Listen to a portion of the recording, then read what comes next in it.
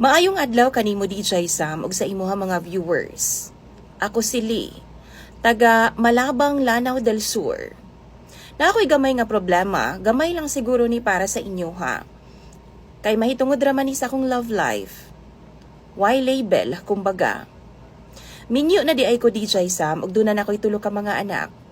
Akong bana kay okay siya mo trato sa ako Butan pod. Kaso lang na siya'y bisyo. Kanibitang paggamit niya o ginadili nga droga, mao na ang dili ganahan ako sa iyaha. Di man hinuon siya mangulata DJ Sam. Responsable siya sa mo ang pamilya.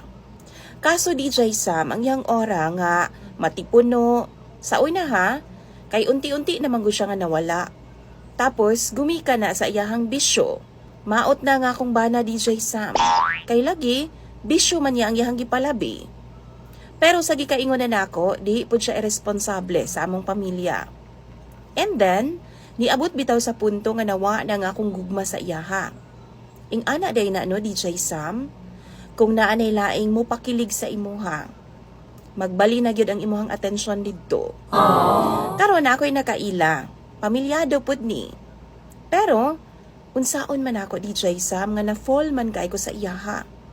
Di gid siya mawa sa kung hunahuna ay bisan na ako'y bana. Unya karon, balak na ako siya nga bisitahon sa iyang trabahoan. Pero, balak pa lang na ha. Mao nang mangayo kog advice sa inyong hadaan. Kung ipadayon ba nako niya nga akong pagkiringking sa iyaha. Kabaho man ko nga na ako'y bana. Pero bugnaw naman gud ang akong gibati sa iyaha. Dili na ko happy DJ Sam. Pero, siya, love gihapon ko niya. Feel ko na. Unta, mahatagan ko ninyo og advice sa comment section. Salamat. Unta, mapansin nimo ang akong chat sa imuha.